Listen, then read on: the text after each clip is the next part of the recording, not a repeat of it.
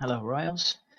Let's take a look at question 2 from the assigned homework for 4.10.1, the Romeo and Juliet question. Its setup is relatively simple, and then solving is a little bit more complicated. So, Romeo is standing directly south of Juliet's balcony. I'm going to start with the top-down view then. If I'm looking from the top, I'm not going to see the top of the balcony. Maybe I can see the bottom of the balcony or the base of the balcony. And Romeo is standing directly south. I believe Romeo is on the ground. So there's Romeo being south of the base of the balcony. He measures the angle of elevation of the balcony to be 20 degrees. I'll deal with that in a separate diagram. It says that Paris is standing directly east of Juliet's balcony. So Paris is over here. Who needs to look up more?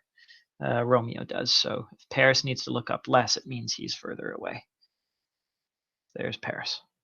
So it looks like there's a right-angled triangle in this question, or two right-angled triangles in this question, 3 even, if we consider the 2 side views. And you would think that that would make the question a little bit easier. Yeah, it doesn't. The other value that I'm given on here is that Romeo and Paris are 100 meters apart. Okay. Now I'll draw my 2 side views. Side view 1, looking in this direction here, I would see Romeo, the base of the balcony, and Juliet, base of the balcony, Romeo. Not drawn to scale. Romeo needs to look up 20 degrees, so he's actually pretty far away as well. Side 2, looking in from, I guess side 1 I was looking in from the east, side 2 I'm looking in from the south. I would see Juliet, the balcony, and Paris over here at the side. Juliet on the top of the balcony, sorry, the base of the balcony. Really don't like using B for base in balcony. And there's Paris. Okay. Paris needs to look up 18 degrees. Now, what I'm trying to find is the height of the balcony. Notice that that's unknown in both of these cases. The only distance that I'm given is a horizontal distance. This is kind of the opposite of Emma on a bridge. And it's a bit of a surprise that what you're going to do is you're going to use this horizontal triangle to solve for this vertical distance. Okay. If you want to try a 3D diagram, I don't think it will make things much easier for many of you. Here is Juliet. Here's the bottom of the balcony. Here's Romeo. Here's Paris. Maybe you can see the 3 triangles. There's the side triangle, triangle RBJ. Here's the other side triangle, triangle BPJ. Here's the top view triangle with another right angle, RPB. Okay. Now I can see my strategy here. I would usually translate through shared sides. And once again, as naming these sides, in this triangle, we would normally name this side lowercase j, but in this triangle, that side would be lowercase j. Now you could use lowercase j1 and lowercase j2 if you like. Same thing in this triangle right here. I would normally label this side lowercase r and this side lowercase p, but I think it might just make more sense if we use lowercase r to be Romeo's distance from the base, lowercase p to be Paris's distance from the base. There's lowercase r, there's lowercase p. Okay.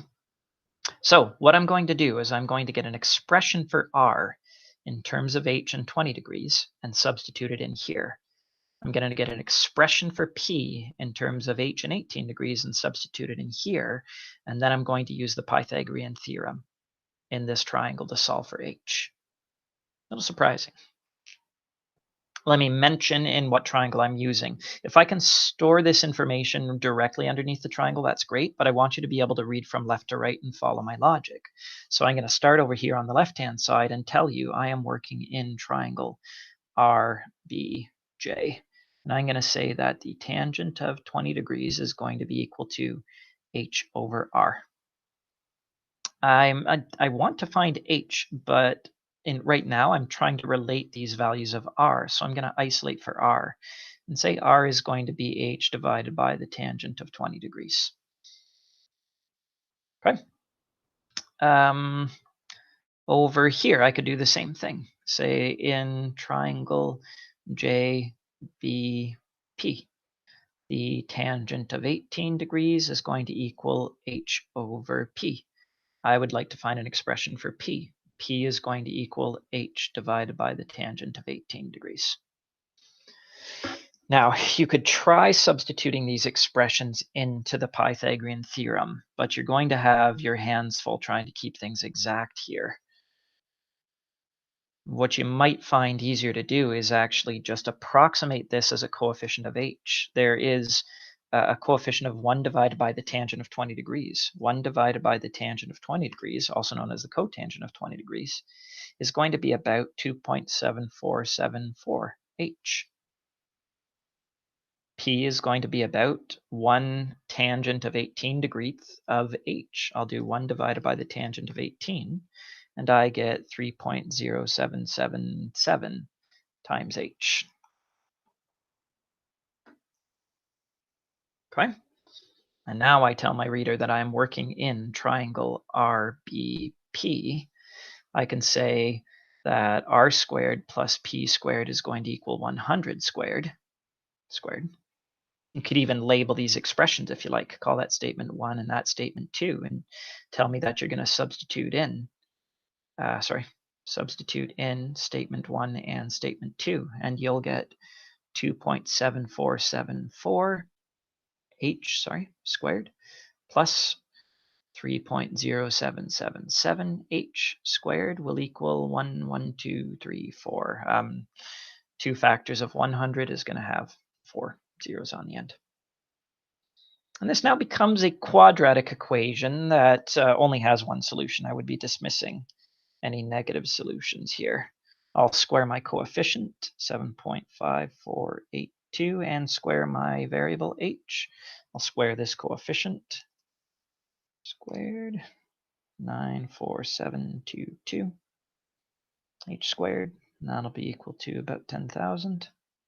I'll add these like terms together. 7.5482 plus 9.4722 gives me about 17.0204 h squared, being 10,000. I divide both sides by 17.0204. 10,000 divided by that answer is about 587.53.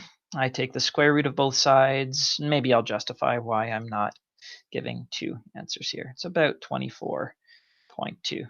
This is an incredibly tall balcony. 24.2 meters is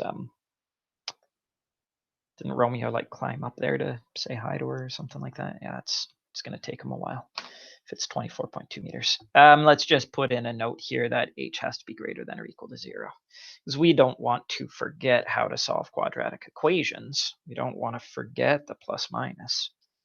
But I'm not sure that solving by factoring or solving by the quadratic equation is the best approach here. So yeah, it should feel a little different from the other examples, but a lot of the strategies are still the same. You draw your separate diagrams and you find shared sides. It's just, it's possible to solve for a vertical distance in a horizontal triangle if you can write those horizontal distances as expressions of the vertical distance. Okay.